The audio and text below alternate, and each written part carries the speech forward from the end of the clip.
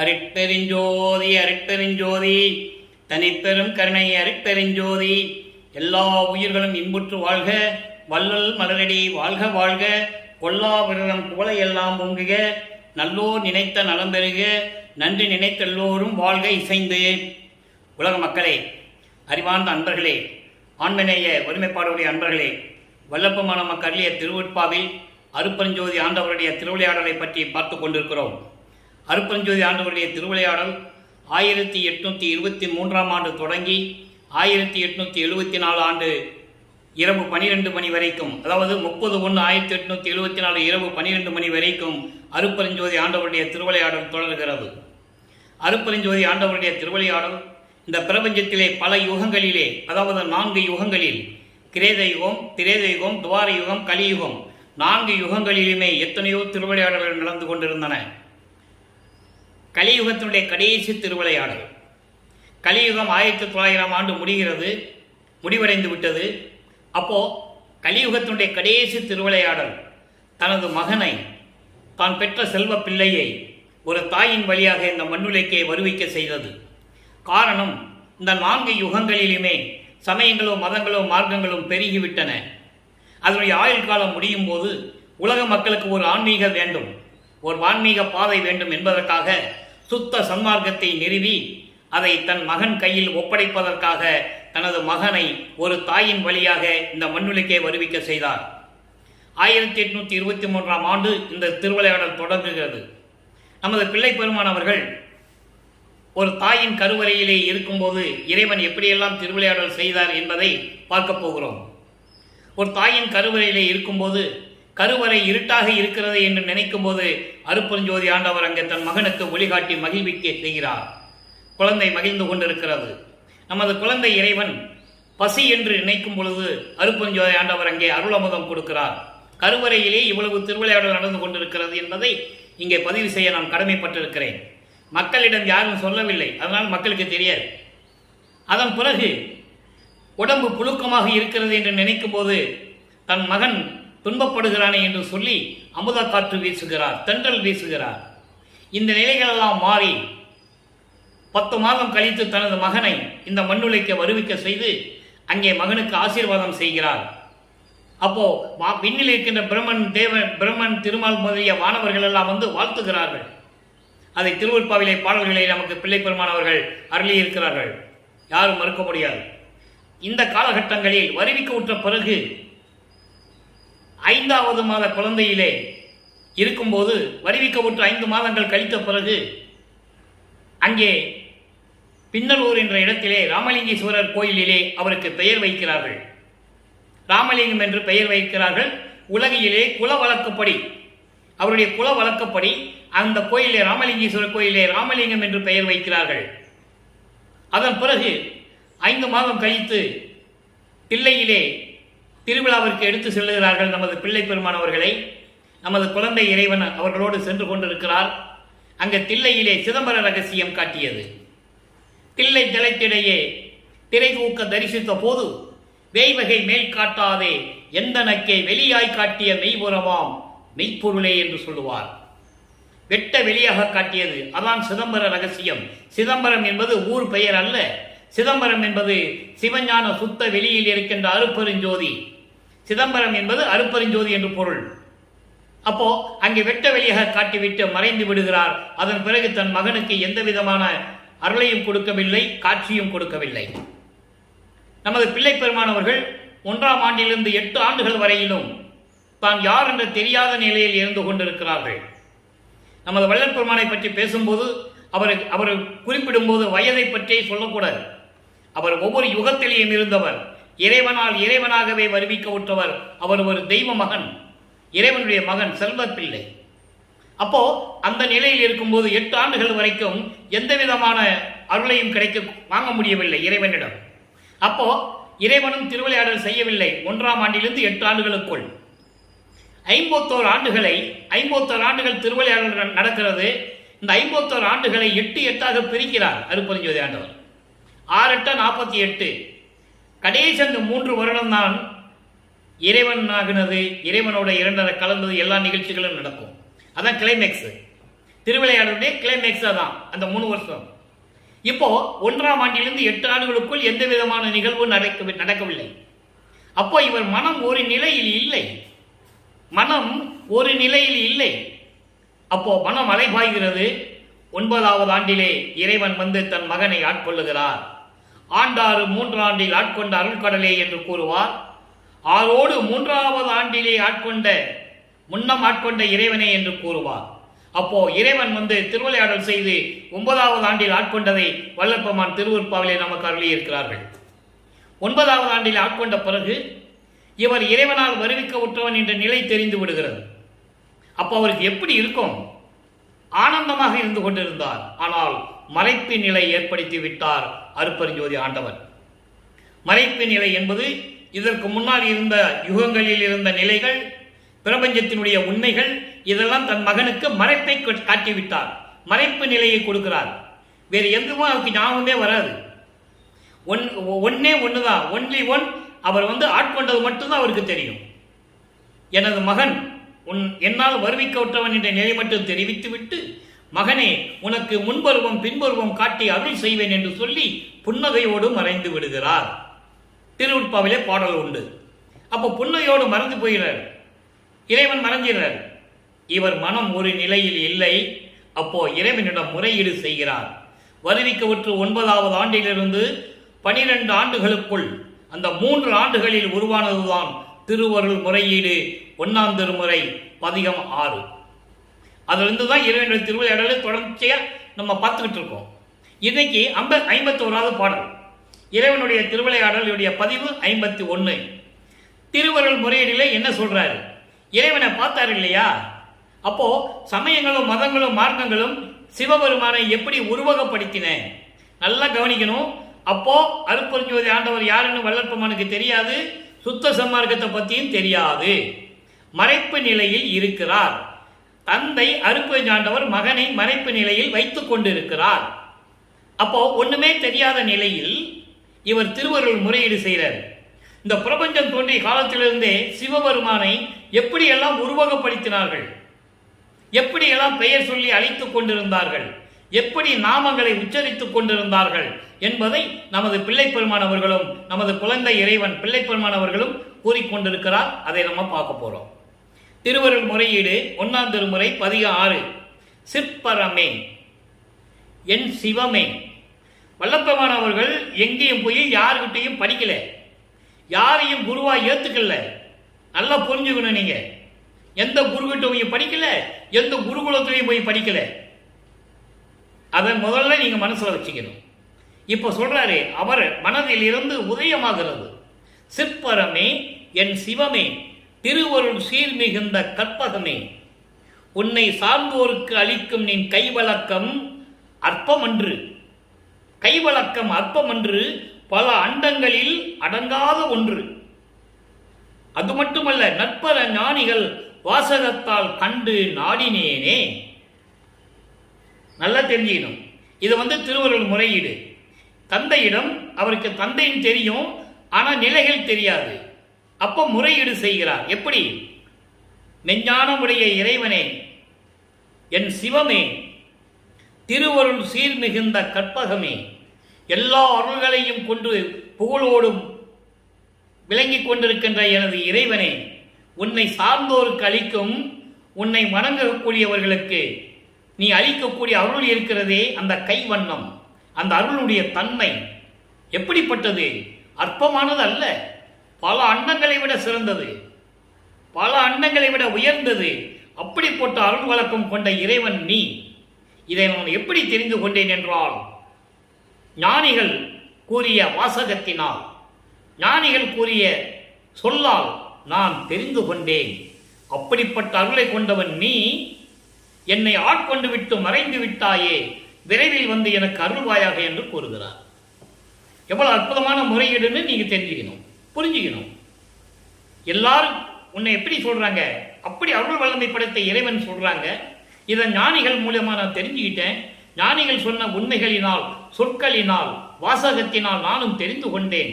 அப்படி அருள் கொண்ட நீ என்னை வருவிக்க செய்துவிட்டு மறைந்து விட்டாய். யாரிடமும் சொல்ல வேண்டாம் என்று கூறிவிட்டு மறைந்து விட்டாய்.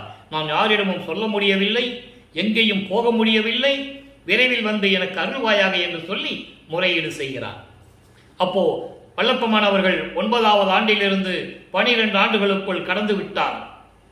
அதன் பிறகு 13ஆம் ஆண்டு தொடங்குகிறது. வரிமிக்க ஒற்று 13ஆம் ஆண்டு தொடங்கும் போது திருவொற்றியூர் செல்லுகிறார்.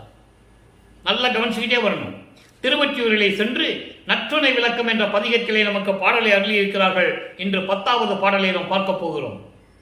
உள்ளத்திடம் சொல்லுகிறார், உள்ளமே நீ பயப்படாதே, நமக்கு நமச்சிவாயம் என்ற ஒரு பெயர் இருக்கும்போது, நமச்சிவாயம் என்ற பெயருடைய ஒரு இறைவன் இருக்கும்போது நீ எதுக்கு பயப்பட வேண்டும் என்ற நோக்கில் மனதை சாந்தப்படுத்துவதற்காக, மனதை ஒருநிலைப்படுத்துவதற்காக இந்த பாடலை நமக்கு அருளியிருக்கிறார்கள். உலக மக்களுக்கு தெரிவிக்கிறார். உலக மக்களே, நான் சமயங்களையும் மதங்களையும் மார்க்கங்களையும் சார்ந்து இருந்த போது 13வது ஆண்டு தொடக்கத்திலே நான் திருவொற்றியூர் சென்றேன் என்ற நிலையை விளக்குகிறார். நல்லா பார்க்கணும். தலங்கள் தோறும் சென்று அவ்விடை அமர்ந்த தம்பிரான் திருத்தாளினை வணங்கி வளம் கொள்ளும்படி என்னையும் கூட வா என்கின்றாய் என்கின்றனை மனதிடம் சொல்லுகிறார். மனம் சொல்லுகிறது, நாம் எங்கேயாவது செல்லலாம், இறைவனை வணங்கலாம், பல தலங்களுக்கு செல்லலாம் என்று மனம் என்னிடம் சொல்லுகிறது.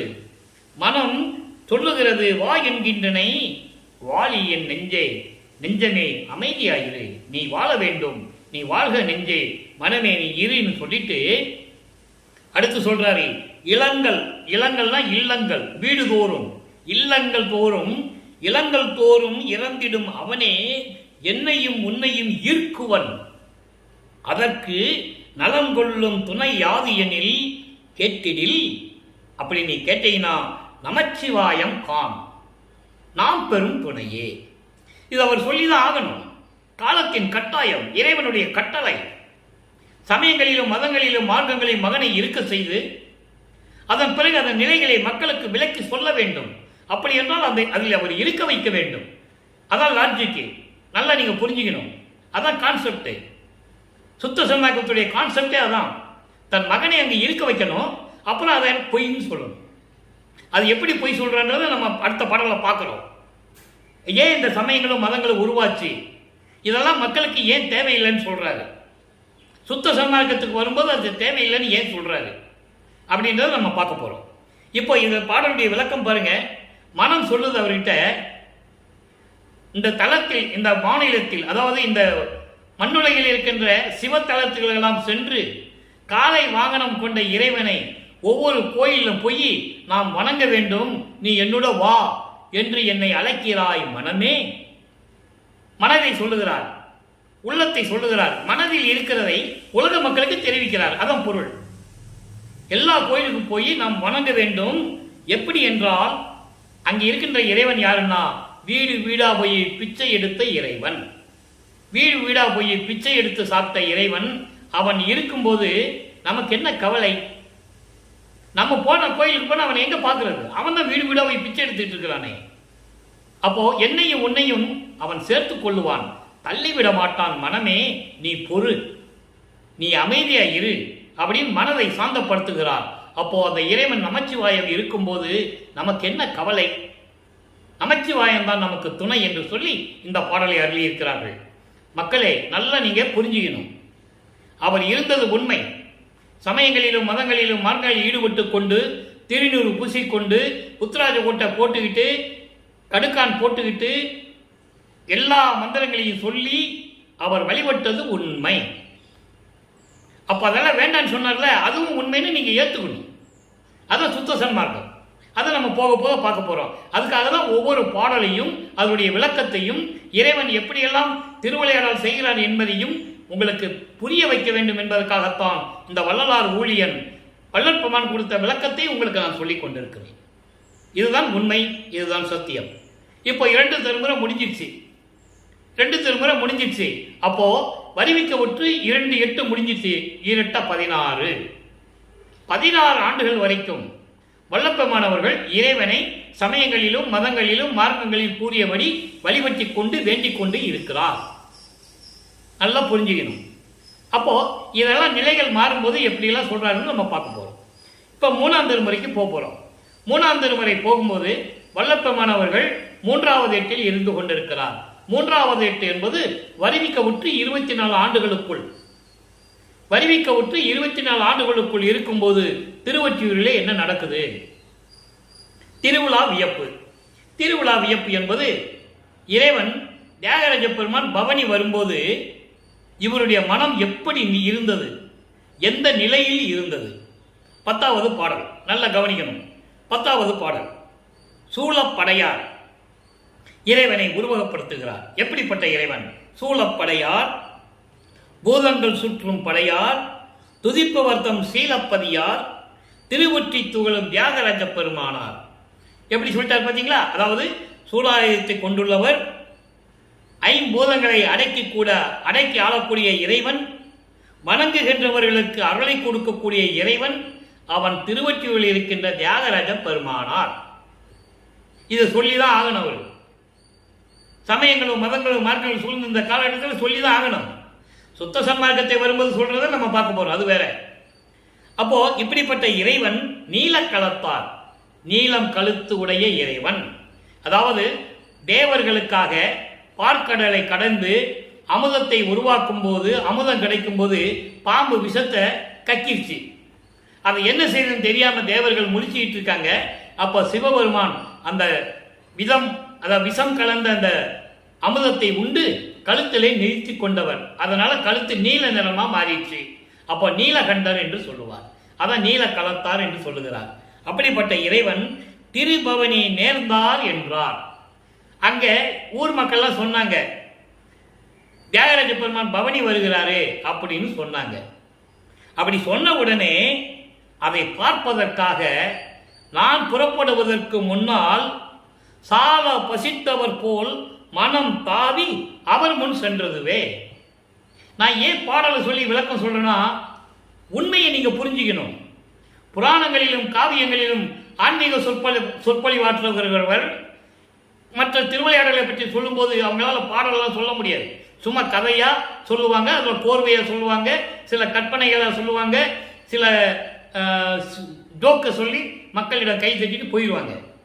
இது அப்படி அல்ல. திருவெட்பாவில் பார்த்த உண்மைகளை மக்களிடம் சொல்ல வேண்டும். அப்போ இவர் இறைவனை பவனி வர்றான்னு சொல்லிட்டாங்க. சொல்லும்போது இவரை சரி நம்மளும் பார்க்க போகலாம்னு சொல்லி தயாராக இருக்கும்போது சால பசித்தவர் போல் மனம் தாவி அவர் முன் சென்றதுவே. சால பசித்தவர் போல் என்பது ஒரு கடுமையான பசி ஒருத்தனுக்கு இருக்கு. அவனுக்கு சோறு இங்க கிடைக்குதுன்னு சொல்றாங்க, சோறு இங்க கிடைக்குது, சோறு போடுறாங்க அப்படின்னு மிகுந்த பசி, பயங்கரமான பசி இருக்குன்னு சொன்னா என்ன பண்ணுவான்? என்ன வேலை இருந்தாலும் சரி அதை போட்டுட்டு உடனே அங்கே சாப்பிட தான் போவான். நல்லா புரிஞ்சுக்கணும் நீங்க. அதே போல அப்படி போறவன் போல என்னுடைய மனம் தாவி அவர் முன் சென்று கொண்டு இருக்கிறது, அவர் முன் சென்று நின்று விட்டது. அப்படி என்றால் இவர் இறைவன் மீது எவ்வளவு காதல் கொண்டிருந்தார், இறைவனை பார்ப்பதற்கு எவ்வளவு ஆவலோடு இருக்கிறார் என்பதை நீங்கள் புரிந்து கொள்ள வேண்டும். காரணம், வருவிக்க விட்டதிலிருந்து 24 வருடங்கள் வரைக்கும் இறைவனை பார்க்க முடியல. நல்லா புரிஞ்சுக்கணும். அப்போ அந்த இறைவனை பார்க்க வேண்டும் என்பதற்காக இவர் மனம் துள்ளி குதித்து அங்கே ஓட போகிறது, துள்ளி குதித்து ஓடுகிறது. அந்த மனநிலையில் அவர் இருக்கிறார் என்பதை இந்த பாடல்களில் நமக்கு அருளி இருக்கிறார்கள். ஆக 3ஆம் திருமுறை வரைக்கும் இந்த நிலைதான் தொடர்கிறது. 3ஆம் திருமுறை வரைக்கும் இந்த நிலைதான் தொடர்கிறது. அடுத்து 4வது எட்டில் அடி எடுத்து வைக்கிறார்கள் நமது பிள்ளை பெருமான் இறைவன் அவர்கள், வல்லப்பமானவர்கள். 4வது எட்டு என்பது 4×8 32 என்பது 25 ஆண்டிலிருந்து 32 ஆண்டுகளுக்குள் என்ன நடந்தது, அந்த 8 ஆண்டுகளுக்குள் இறைவனுடைய திருவிளையாடல் எப்படி நடந்தது, அதை விளக்கமாக உலக மக்களுக்கு தெரிவித்துக் கொண்டிருக்கிறார் வல்லப்பமானவர்கள் திருவெட்பாவிலே. அதை தான் நம்ம பார்த்துட்டு இருக்கோம்.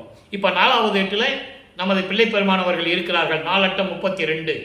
அப்போ 25வது ஆண்டிலிருந்து 32 ஆண்டுகளுக்குள் என்ன திருவிளையாடல் நடந்தது?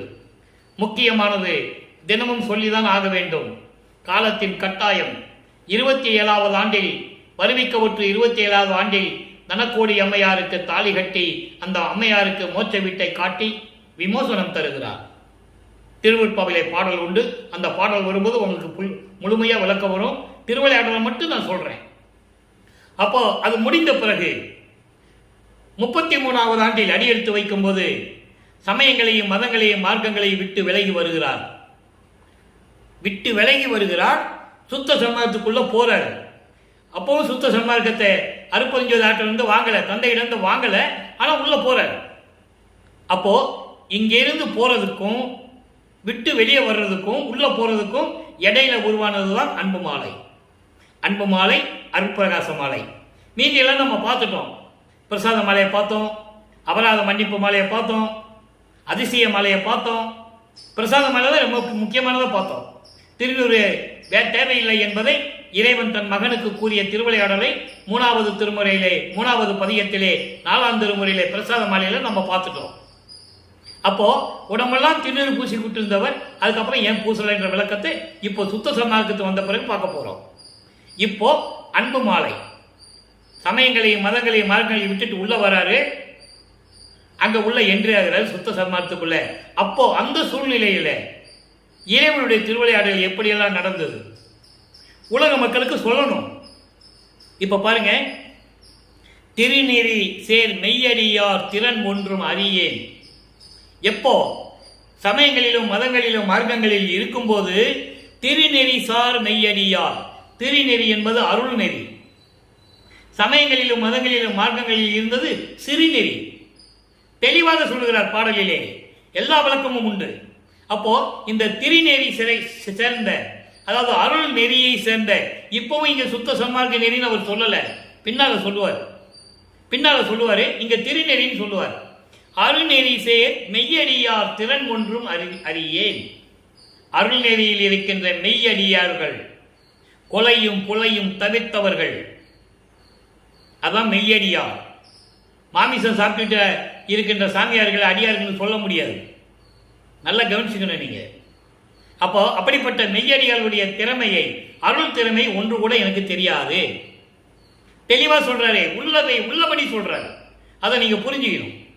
அப்போ செறிவறியேன், அறிவறியேன், செய்வகையை அறியேன். எனக்கு அடக்கனா என்னன்னு தெரியாது. அறிவு இல்லை எனக்கு. அறிவு என்பது மெய்யறிவு, உண்மை அறிவு எனக்கு இல்லை. என்ன செய்யறதுன்னு எனக்கு தெரியல. செய்வகை அறியேன், என்ன செய்யறேன்னு எனக்கே தெரியாம இருந்தேன். சமயங்களிலும் மதங்களிலும் மார்க்கங்களிலும் பின்பற்றி கொண்டு உன்னை வழிபட்டு கொண்டிருந்த போது நீ இருக்க சொன்ன இருந்தேன். அப்ப எனக்கு எதுவுமே தெரியாது. கருநெறி சேர்ந்து உழல்கின்ற கடையினும் கடையேன். கருநெறி, சமயம், மதம், மார்க்கம், அதான் கருநெறி. துன்பங்களையும் துயரங்களையும் கொடுக்கக்கூடிய அந்த நெறி இருக்கிறதே, அந்த நெறியில் இருந்து கொண்டு இழிந்தவனாக இருந்து கொண்டிருந்தேன். அடுத்து பாருங்க, கற்கின்றேன் சாகா கல்வியை காணேன். தேடி தேடி அலையினேன், சாகா கல்வியை பார்க்க முடியல.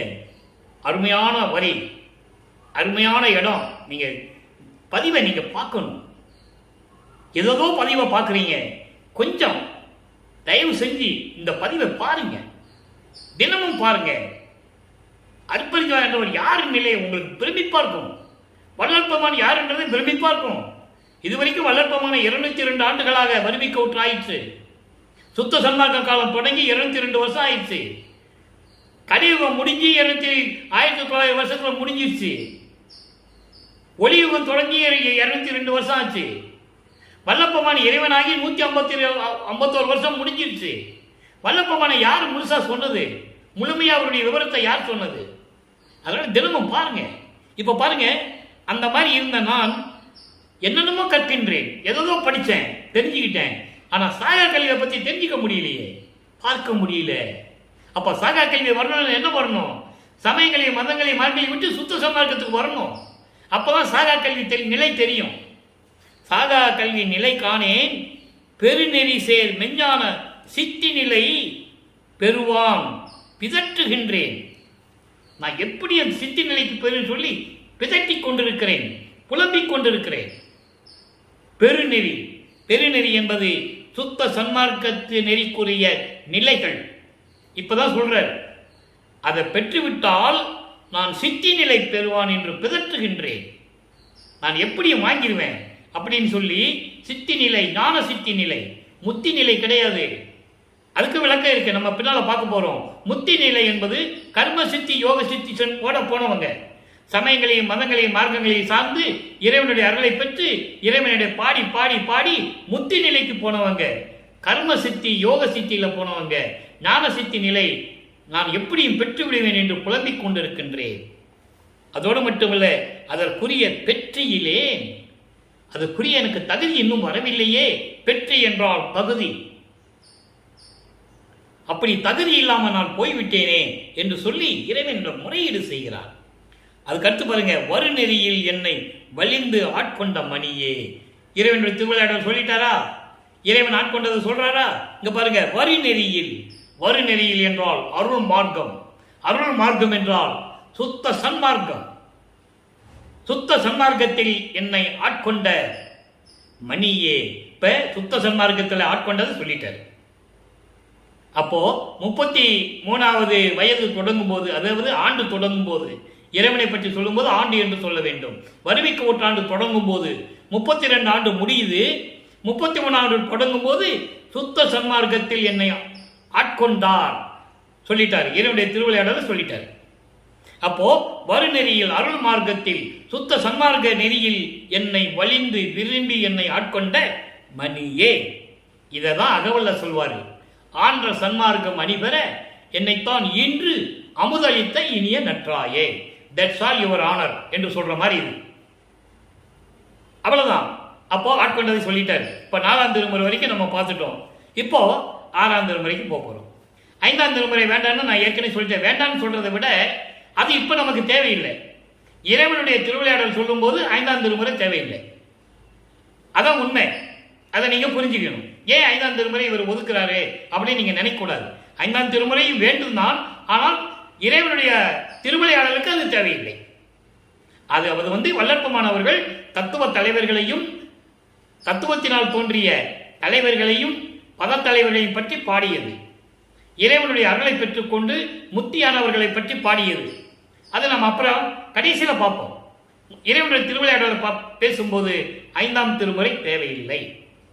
அப்போ 6ஆம் திருமுறைக்கு வரும். 6ஆம் திருமுறையிலே பதிகம் 17 அத்துவித ஆனந்தத்து அனுபவ விடை ஈடு. நான் ஏற்கனவே கூறியிருக்கிறேன். அந்த தலைப்புடைய விளக்கம் ஒளிமயமாக கூடிய அந்த நிலை கிடைத்து விட்டால் அந்த ஆனந்தத்தின் அனுபவம் எதற்கும் ஈடு இணை இல்லை. அந்த தலைப்பிலே இன்னைக்கு 8வது பாடலை பார்க்கிறோம். நல்லா பாருங்க. இதை பார்த்த பிறகு ஒரு விளக்கம் தர காத்திருக்கிறேன்.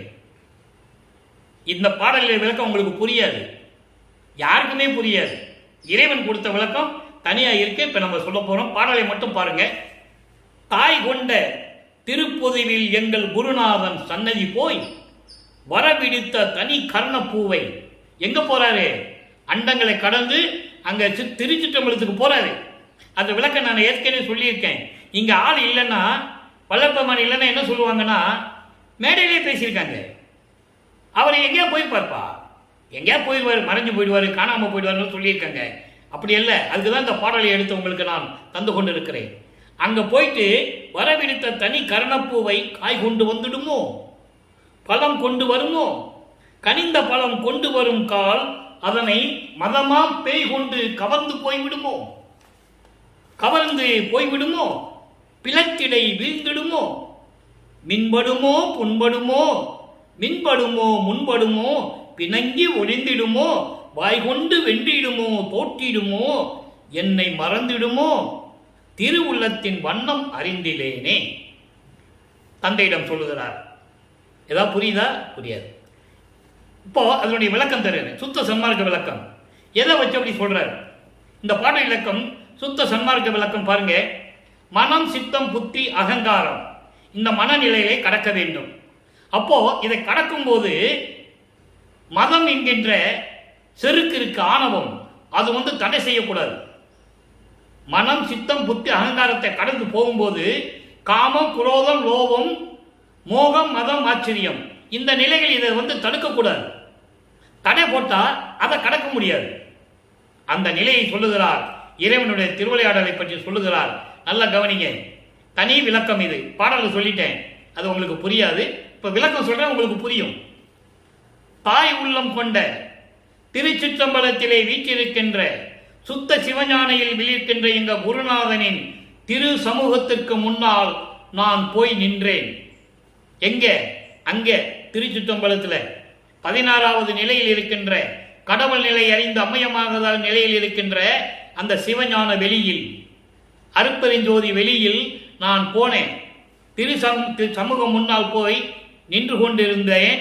பின் விட்டு செல்லக்கூடிய இந்த மனம் இருக்கிறதே, மனம் அலைவாய் கொண்டிருக்கின்ற மனம், அந்த மனம் இருக்கிறதே, அந்த கரணங்களாக மனம், சித்தம், புத்தி போன்றவைகள் துன்பத்தை தருமா? இல்லை என்றால் என் மனம் அமைதியை தருமா? என் உள்ளத்தில் அமைதியை கொடுக்குமா? அப்படி மனம் அமைதிப்படும் போது அதனை அகங்காரம் என்கின்ற செருக்கு என்கின்ற ஆணவம் இருக்கிறதே, அது தடுக்குமா? எவ்வளவு அற்புதமான ஒரு நிலைகளை சொல்லுகிறார். இதையெல்லாம் கடந்தால்தான் இறைநிலையை அடைய முடியும். இது சுத்த சன்மார்க்கத்தின் நிலை. மனதை அமைதிப்படுத்த வேண்டும். அந்த சூழலில் இருக்கும்போது அகங்காரம் என்கின்ற பேய், இந்த ஆணவம் என்கின்ற பேய், மதம் என்கின்ற இந்த பேய் என்னை தடுக்குமா? தடுத்தோடு மட்டுமல்லாமல் அதை அழித்து விடுமா? இல்லை அதே போய் பாதாளத்தில் விழுந்து அழிந்து விடுமா? எனக்கு எதுவுமே தெரியவில்லை, உன் திருவுளம் தான் அறியும், அதை நீ எனக்கு சொல்ல வேண்டும் என்று சொல்லுகிறார். சொல்லிட்டு எப்படி வருமோ தெரியவில்லை, இதை விட்டுவிட்டு அது தானாகவே அழிந்து விடுமா? இல்லை அந்த மனம் ஆணவத்தை வெல்லுமா தோற்று விடுமா என்று கூட எனக்கு தெரியவில்லை. இல்லை என்றால் இந்த மனம் என்னை விட்டு விலகி விடுமா, மறந்து விடுமா? எதுவுமே எனக்கு தெரியவில்லை, உன் திருவுள்ளத்துக்கு தான் தெரியும் இது. எனவே எனக்கு தெளிவுபடுத்த வேண்டும் என்று சொல்லி தந்தையிடம் முறையீடு செய்கிறார். ஏனென்றால் இதெல்லாம் போனாதான் ஒளிமயமாக முடியும். அந்த கரணங்களை நீக்க வேண்டும், தத்துவங்களை ஜெயிக்க வேண்டும், எல்லாத்தையும் விட்டு போகணும், அந்தங்களை கடக்கணும். இதெல்லாம் போனாதான் ஒளிமயமாக முடியும். அப்போ அந்த நிலை வரும்போது அந்த நிலையில் இருக்கின்ற சிக்கலை, அந்த தடைகளை விளக்கமாக நமக்கு தெரிவித்திருக்கிறார். அதை நான் உங்களிடம் கூறிவிட்டேன். அடுத்து 18 பாருங்க. திருக்கதவம் திறத்தல், 3வது பாடல். நல்ல கவனிங்க. இது சொல்லிட்டாரு, உன் உள்ளத்துல என்ன இருக்குது எனக்கு தெரியலன்னு சொல்லிட்டாரு. அப்போ அந்த உள்ளத்தை திறந்து, அதாவது உள்ளத்தில் இருக்கிறதை உள்ளபடி எனக்கு சொல்ல வேண்டும் என்கிற பதிகத்திலே தான் திருக்கதவம் திறத்தல் 3வது பாடல்ல பார்க்க போறோம். ஒரு பாடல்ல கேள்வி இருக்கும், அடுத்த பாடல்ல பதில் இருக்கும். அதை தொடர்ச்சியாக நம்ம பார்த்து கொண்டிருக்கிறோம். உரை கடந்த திருவருள் பேரெளி வழிவை கலந்து வடிவு ஒட்டாத பெரும்போகம் ஓங்கி உறும் பொருட்டு இறை கடந்து என் உள்ளகத்தே எழுந்து பொங்கி ததும்பி என் காதல் பெருமன்னம் என்னை முற்றும் விளங்கி கரை கடந்து போனது, இனி தாங்க முடியாது. கண்டுகொள்வாய் நீயே என் கருத்தின் வண்ணம் அரசே, திரை கடந்த குருமணியே, சிவஞான மணியே, சித்த சிகாமணியே, என் திருநாடு நாயகனே. இப்ப பாருங்க, உன்னுடைய திருவருள் எனக்கு கிடைக்க வேண்டும். அப்படி கிடைக்கும் போது என்னுள் கலந்து உன்னுடைய பேர் ஒளி வடிவு, அது அருட்பெருஞ்சோதி வடிவு, அருட்பெருஞ்சோதி என்னோடு கலந்து திகட்டாத அளவுக்கு பேரின்பம் கிடைக்கும்படி இறை கடந்து என் உள்ளத்து எல்லா எல்லைகளையும் கடந்து என் உள்ளகத்தை எழுந்து பொங்கி ததும்பி என் காதல் வெள்ளம் கரை புரண்டு ஓடுகிறது. இறைவன் மீது காதல் கொண்டுள்ளேன் என்பதை தெளிவாக நமக்கு அருளியிருக்கிறார்கள் என்பதை நீங்கள் புரிந்து கொள்ள வேண்டும். அந்த நிலையில் இருக்கும்போது என்னை விழுங்கி கரை கடந்து போனது. அவ்வளவு காதல் கொண்டுள்ளேன் உன் மீது, அவ்வளவு அன்பு கொண்டுள்ளேன். அதனால் இனி தாங்க முடியாது. இனிமே இந்த மறைக்கிறது, என்னை விட்டு போறது, இந்த திருவிளையாடலே செய்யக்கூடாது. இனி தாங்க முடியாது. கண்டுகொள்ளுவாய் நீயே, உன்னிடம் சொல்லிவிட்டேன், பார்த்துக்கோ. இனிமே நம்மளால தாங்க முடியாது. இத்தனை வருடங்கள் உன்னாலே வருவிக்க விட்டு மண்ணுலகிலே பட்ட துன்பங்கள், பட்ட பாடெல்லாம் போது சாமி என்று சொல்லுவார். அப்படிப்பட்ட நிலையில் இருக்கும்போது இதுதான் என்னுடைய எண்ணம், என் கருத்தின் வண்ணம் அரசே, திரை கடந்த குருமதியே, மாயைகளையும் மயக்கங்களையும் எல்லாம் கடந்த திரைகள் என்பது மாயைகள் மயக்கலம் கடந்த எனது குருமணியே, சிவஞான மணியே, என் உள்ளத்தில் அமர்ந்திருக்கின்ற சித்த சிகாமணியே, சுத்த சன்மார்க்கத்தின் தலைவனே, என் திருநட நாயகனே என்று சொல்லி இந்த பாடலை உன் உள்ளத்தை திறந்து காட்டு என்று சொல்லுகிறார். உன் உள்ளத்தில் என்னதான் வைத்துக் கொண்டிருக்கிறாய்? என்னை பற்றி என்னதான் நினைத்துக் கொண்டிருக்கிறாய்? ஒண்ணுமே தெரியவில்லை. உன் உள்ளத்தை திறந்து உண்மையை கூறுவாயாக என்று சொல்லி இந்த பாடலை நமக்கு திருக்கதவம் திறத்தல் என்ற தலைப்பிலே நமக்கு பாடியிருக்கிறார்கள். பார்த்து விட்டோம். சரி, இப்போ பிள்ளை சிறு விண்ணப்பத்துக்கு வரோம். இது வரைக்கும் நம்ம பெரு விண்ணப்பம் சொன்னோம் இல்லையா? இப்போ சிறு விண்ணப்பத்துக்கு வரோம். ஏன்னா இந்த பாடலுக்கு ஏற்றபடி எப்படி சிறு விண்ணப்பம் செய்கிறார். இப்போ இன்னைக்கு நாம பார்க்கிற பாடல்களுக்கு சிறு விண்ணப்பத்துல பதில் இருக்கு. தடித்த ஓர் மகனை தந்தை ஈண்டடித்தால் தாயுடன் அணைப்பள், தாய் அடித்தால் பிடித்ததொரு தந்தை அணைப்பள். இங்கு எனக்கு பேசிய பொடுத்திருமேனி அம்பலத்தாடும் புனித நீ, ஆதலால் என்னை அடித்தது போதும் அணைத்திடல் வேண்டும். இப்போ இதுக்கு முன்னாடி 2 பதியத்தை பார்த்தோம்ல. மன சித்து புத்த அடைக்கிறதுக்கு எவ்வளவு பாடுபடுறாரு, இறைவனடி எப்படி சொல்றாரு, உள்ளத்தை திறந்து காட்டுன்னு சொல்றாரு, உண்மையை சொல்லுன்னு சொல்றாரு. இப்போ சிறு விண்ணப்பத்தில் என்ன சொல்றாரு பாருங்க. வளர்ந்த ஒரு மகனை, உலகியலில் வளர்ந்த ஒரு மகன், தோளுக்கு மேல் வளர்ந்த தோழன் என்று சொல்லுவார்கள். மகனை தோளுக்கு மேல் வளர்ந்த தோழன் என்று சொல்லுவார்கள். அப்படிப்பட்ட ஒரு மகனை தந்தை அடிக்கும் போது தாய் வந்து அணைச்சிக்குவா. ஐயோ, தோளுக்கு மேல் வளர்ந்த பிள்ளையை அடிக்காதீங்கன்னு சொல்லி தாய் அணைத்துக் கொள்ளுவாள். தாய் அடித்தால் பிடித்து தந்தை அணைத்துக் கொள்ளுவான். தாய் அடிக்கிறான்னு வச்சுக்கோ, அப்போ அந்த குழந்தைய தன்னோட இழுத்துக்கிட்டு அடிக்காதமா குழந்தைய, தோளுக்கு மேல வளர்ந்துட்டான் அப்படின்னு சொல்லி தந்தை அணைத்துக்கிடுவான். எவ்வளவு அற்புதமா சொல்றாரு பாருங்க. இப்படி நிலையில் இருக்கும்போது இப்ப எனக்கு தாயும் தந்தையும் நீதானே, நான் யார்கிட்ட போவேன்? உலகியல்ல தனித்தனியா இருக்கும். உலகியல்ல தந்தை தாய், தந்தை அடித்தால் தாய் அணைச்சிக்குவா, தாய் அடித்தா தந்தை அணைச்சிக்குவான். ஆனா எனக்கு நீ தாயும் தந்தையும் நீதானே, நான் யார்கிட்ட போவேன்? பொன் போன்று மின்னி போன்று இருக்கின்ற திருமேனி உடைய இறைவனே, இரவும் பகலும் ஒன்னதான நினைச்சிட்டு இருக்கேன். அப்படி நீ தான் நினைச்சிட்டு இருக்கேன். அப்படி இருக்கும்போது நீ என்னை அடித்தது போதும், அணைத்திடல் வேண்டும். அடித்தது போதும் என்றால் திருவிளையாடல் செய்தது போதும். இத்தனை திருவிளையாடல் பண்ணியாச்சு இல்ல, திருவிளையாடல் செய்தது போதும், என்னை அணைத்துக் கொள்ள வேண்டும், எனக்கு நீ அருள் செய்ய வேண்டும் என்று சொல்லி இந்த பாடலை அறிவிக்கிறார்கள். எவ்வளவு அற்புதமா இருக்கு பாத்தீங்களா? இதான் பதில். இதுக்கு முன்னால் கேட்ட தந்தையிடம் கேட்ட கேள்வி இருக்கல, இதான் பதில். திருவிளையாடலை நிறுத்திக்கோ, அடித்தது போதும். அடித்தது போன கம்பு வச்சு சாட்டை வச்சு அடிக்கிறது இல்லை. திருவிளையாடலை நிறுத்திக்கோன்னு சொல்ற. உன்னுடைய திருவிளையாடலை நிறுத்து. இனிமேல் அதெல்லாம் பண்ணக்கூடாது. சீக்கிரம் வந்து அருளை கொடு. இனிமேல் என்ன தாங்க முடியாது. அம்மையப்பா, இனி ஆற்றேன் அப்பா, போதுடா சாமி, நிறுத்திக்கோன்னு சொல்ற. இப்ப பாருங்க, தனித்திராளர்களுக்குள்ள போறோம். இப்போ திருவிளையாடலை நிறுத்திக்கோன்னு சொல்லிட்டாரு, அவரும் நிறுத்திட்டாரு. எப்படி அருளை கொடுக்கிறார்? உலக மக்களுக்கு சொல்லணும்ல. 110 111வது பாடல், அதுக்கு பதில் பிள்ளை சிறு விண்ணப்பத்தில் பார்த்தோம்ல. அதுக்கு பதில் எங்க சொல்றாருன்னா, தனித்திராளங்கள்ல 111வது பாடல்ல சொல்றாரு. மக்களே, பெருமைக்காக சொல்லவில்லை. இதெல்லாம் இறைவனுடைய தயவும் கருணையும் பெற்றிருந்து சுத்த சன்மார்க்கத்தில் பற்று கொண்டு இருந்தால்தான் இந்த பதில் கிடைக்கும், இல்லைன்னா கிடைக்காது. உன்னை விட மாட்டேன் நான். அங்க என்ன சொல்றாரு? திருவிளையாடல் நிறுத்திக்கோ, எனக்கு வந்து அருளை கொடு, அப்பா அம்மா நீ தானே, இனிமே நான் தாங்க முடியாதுப்பா, நிறுத்திக்கோன்னு சொல்றாரு. இங்க சொல்றாரு, உன்னை விடமாட்டேன் நான், உன் நானை என் பெருமான், இனிமே உன்னை நான் விடமாட்டேன், உன்னை திருவிளையாடல் செய்ய நான் விடவே மாட்டேன், இது உன்மேல் சத்தியம் என் பெருமானே, நீயும் என்னை விடமாட்டாய், எனக்கு தெரியும்.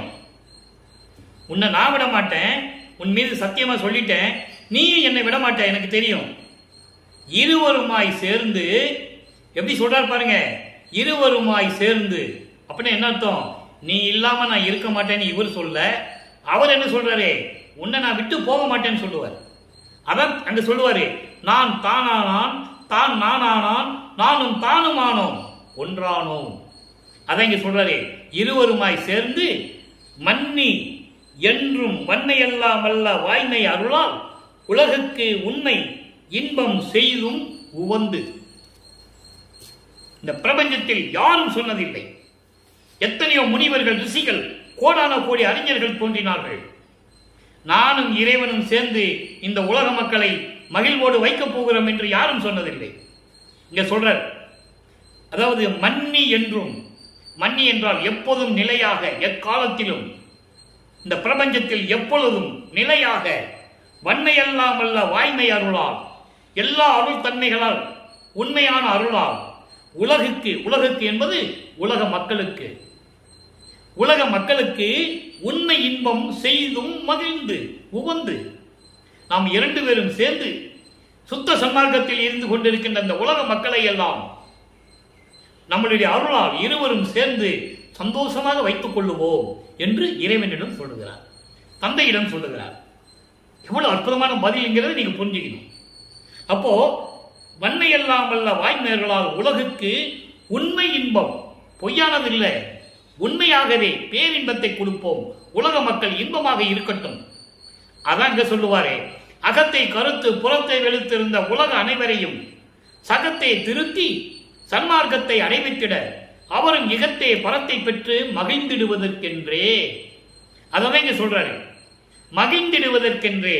இந்த உலகில் இருக்கின்ற மக்கள் எல்லாம் மகிழ்வாக சந்தோஷமாக இருக்க வேண்டும் என்பதற்காகத்தான் என்னை உகத்தே இறைவன் வருவிக்க விட்டேன். எப்படி சொல்ற பாருங்க, என்னை இந்த கலியுகத்தினுடைய கடைசி கட்டத்தில் இறைவன் என்னை இறைவனாகவே வருவிக்க விட்டேன், அருளை பெற்றேனே. தெளிவாக சொல்லுவார். அதான் இங்க சொல்றாரு, நீயும் நானும் சேர்ந்து என்ன பண்ணுவோம்னா, நான் உன்னை விட மாட்டேன், திருவிளையாடலை நிறுத்திக்கோ, இதோட திருவிளையாடலை நிறுத்திக்கோ, நான் உன்னை விட மாட்டேன், நீ என்ன விட மாட்டேன். அப்ப நம்ம ரெண்டு பேரும் ஒன்னா சேர்ந்து, நம்ம தனித்தனியே இருக்க முடியாது, ஒன்னா சேர்ந்து எப்பவும் நிலையாக இந்த உலக மக்களுக்கு நம்மளுடைய வாய்மை அருளால், நம்மளுடைய உண்மையான அருளால், சத்தியத்தால், நீதியால், நேர்மையால் இந்த உலக மக்களுக்கு எல்லா நன்மைகளையும் செய்வோம், மகிழ்வோட செய்வோம் என்று சொல்லி இந்த பாடலை நமக்கு அறிவிக்கிறார்கள். அடுத்து மெய்யருள் வியப்பு. எல்லாம் ஒண்ணுக்கொன்று தொடர்புடைய பாடல்கள், ஒண்ணுக்கொன்று தொடர்புடைய பாடல்கள். இறைவன் சொல்லி தான் நான் உங்களுக்கு சொல்லிட்டு இருக்கேன், இதை நானா சொல்றது இல்லை, அவர் சொல்லுவாரு, நான் எழுதி உங்களுக்கு சொல்றேன், அவ்வளவுதான். ஐயா, நான் செய்த பிழைகள் 7 கடலில் பெரியது, அனைத்தும் பொறுத்த தயவு பிறருக்கு அரியது அரியதே. மெய்யா, நீ செய்த உதவிக்கு ஒரு கைமாறு வேண்டுமே, வேண்டாது என்ன அறிந்தும் எனக்குள் ஆசை தூண்டுமே. அதாவது கடவுளே, அருட்பெருஞ்சோதியே, நான் கொஞ்சம் குற்றமா செஞ்சிருக்கேன். குற்றம் அவர் குற்றம் செய்யல, அவர் இருந்தது குற்றம் என்று சொல்லுகிறார். என்னை அறியாமலேயே சமயங்களிலும் மதங்களிலும் மார்க்கங்களில் உள்ள நெறிகளை பின்பற்றிக் கொண்டு சுத்த சன்மார்க்கத்தை பற்றி தெரியாமல் என்னை இருக்க வைத்தாய். அப்ப நான் அந்த தவறு செஞ்சிருக்கேன்ல. அப்போ இருக்கும்போது எல்லாத்தையும் மன்னித்து எனக்கு அருளை கொடுத்து எனக்கு உதவிய இறைவனே, அருட்பெருஞ்சோதியே, இது யாருக்கு இருக்கும்? யாருக்கும் அரியது, அரியது மேல் அரியது, அரியதுக்கு மேல் அரியது. மெய்யா, மெய்யா என்றால் அருட்பெருஞ்சோதியே, உண்மையான கடவுளே, இயற்கை உண்மை விளக்க கடவுளே, உண்மையான கடவுளே, நீ செய்த உதவிக்கு நான் ஏதாவது கைமாறு செய்யணுமே. நீ வேண்டான்னு சொன்னா கூட என் மனசு தூண்டுது, செய்யணும்னு தோணுது அப்படின்னு கேட்பாரு. அப்போ அருட்பெருஞ்சோதியார் பதில் சொல்வாரு, மகனே, நீ என் மகன், மகன் தந்தைக்கு என்ன கைமாறு செய்ய முடியும்? தந்தைதான் மகனுக்கு உதவி செய்ய வேண்டும்.